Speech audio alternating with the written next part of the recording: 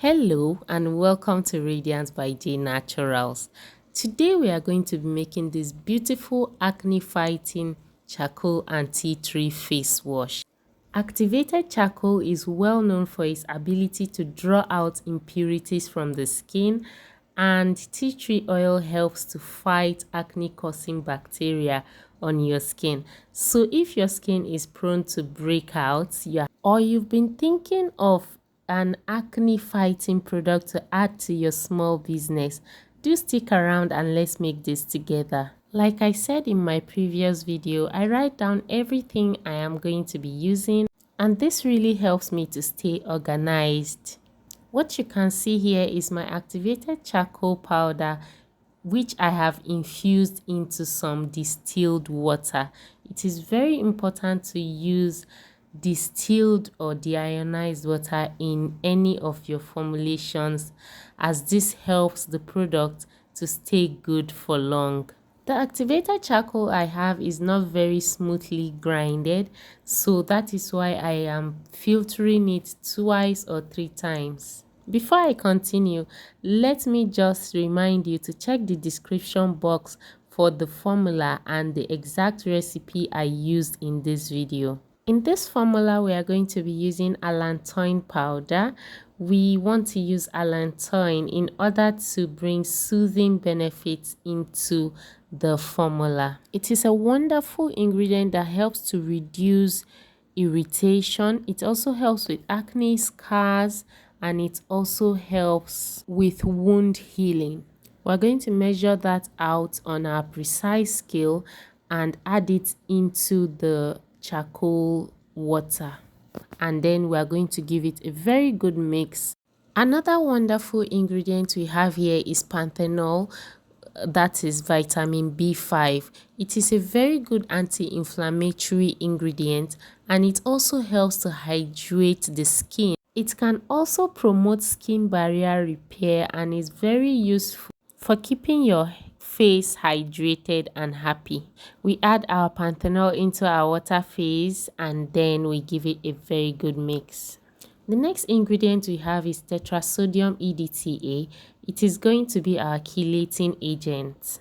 It keeps our product good for longer by supporting the work of the preservative, and it also helps to bind to metal ions to prevent them from remaining on your face. In other words, it helps to improve the performance of this product. If you want us to talk more about chelating agents in a different video, please drop that in the comments and I will definitely make a video talking more extensively about chelating agents. Most DIY recipes may not contain a chelating agent, but if you want to sell your product or you want to keep it for a long time, it is very good to use a chelating agent, and most especially in a formula like a wash or a shampoo. It helps to boost the cleaning power of such a product. Now we are mostly done with the water phase. We are going to get our Polysorbate 20, and this is what we are going to use to solubilize our tea tree essential oil. As you know, water and oil does not mix, and our face wash is mostly water. Over 60% of this formula is water. So if we add our tea tree oil just like that, it is not going to mix into the water. It's just going to stay on top of the water, and this is not good for the product because it affects how the product looks and how it performs, and it can expose your skin to too much essential oil at once, which can cause burning and irritation.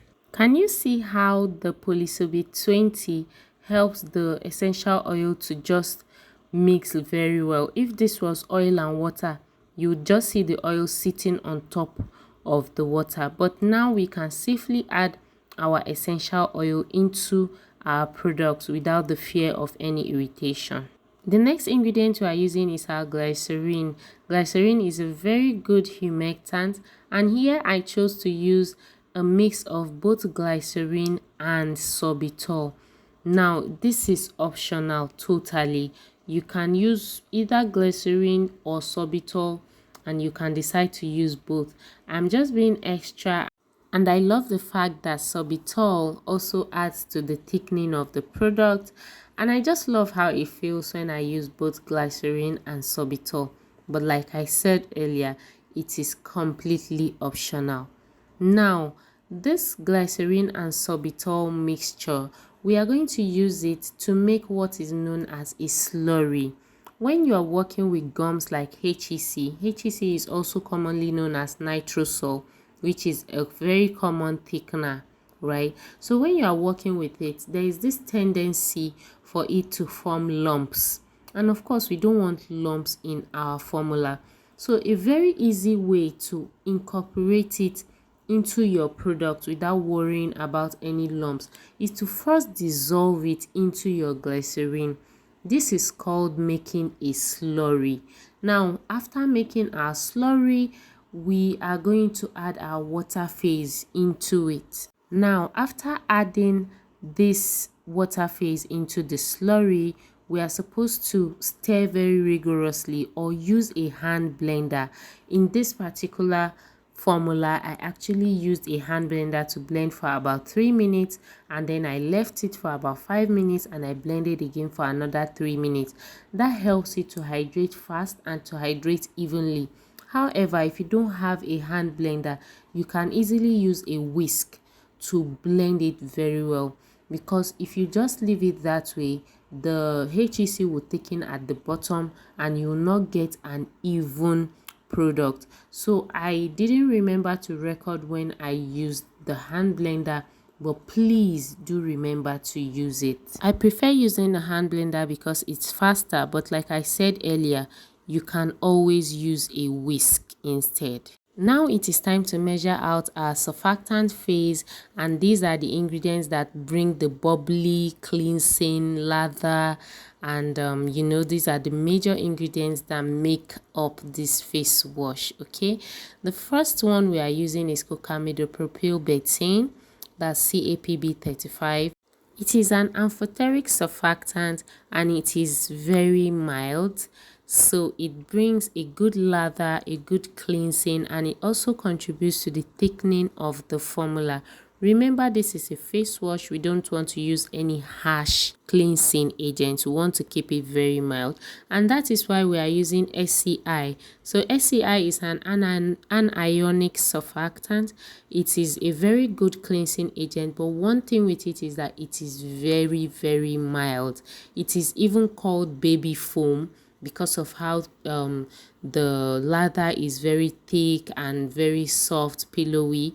And then it is so good for sensitive skin, and it is even good for even baby skin, right? So that shows you how mild it is. It is not going to irritate your skin, or let's say the possibility of it irritating your skin is quite low. Also, in addition to the fact that we chose very mild cleansing agents for this product, we are also using them in small amounts.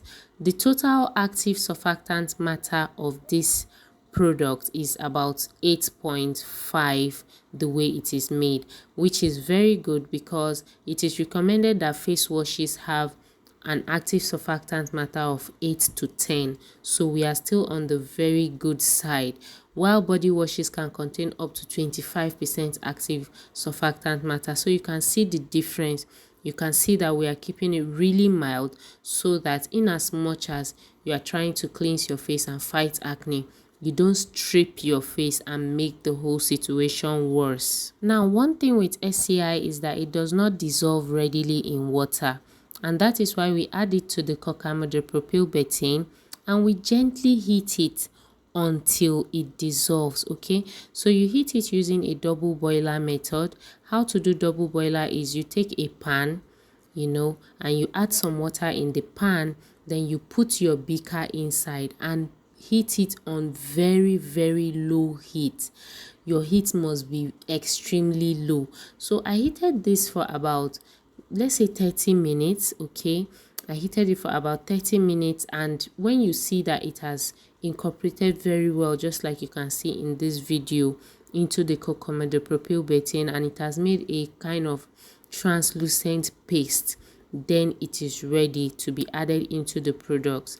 Now you can see as we added it into the product, it thickened up very well. Please don't panic and add more water. No, just leave it, because by the time we add the rest of what we need to add, it is going to become thinner. So we now add our mixture of Polysorbate 20 and the tea tree essential oil that we had made earlier. We add it into the mixture now, and then we add hydrolyzed silk protein. Now silk protein is very good. It brings a very silky texture to the product, and it also helps to replenish your skin. However, it is optional. If you don't have it, you can just leave it out.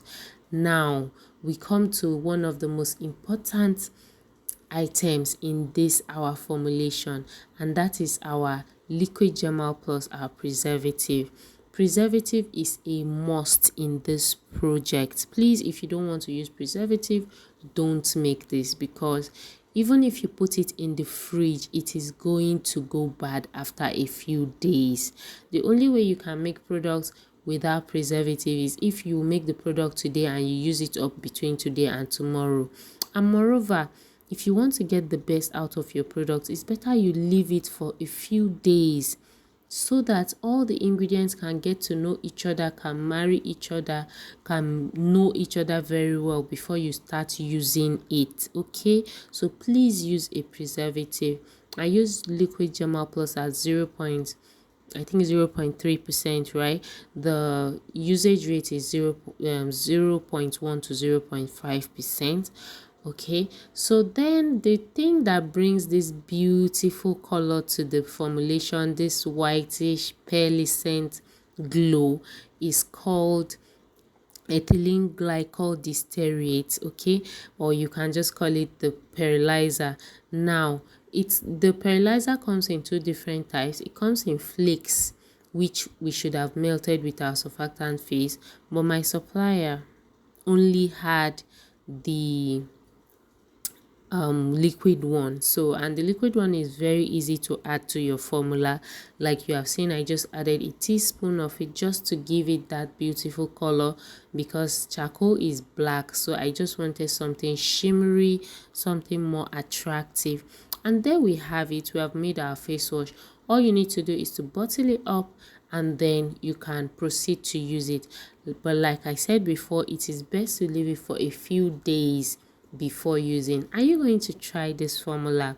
Please let me know in the comments. And if you have any questions, I'm always willing to respond to your questions.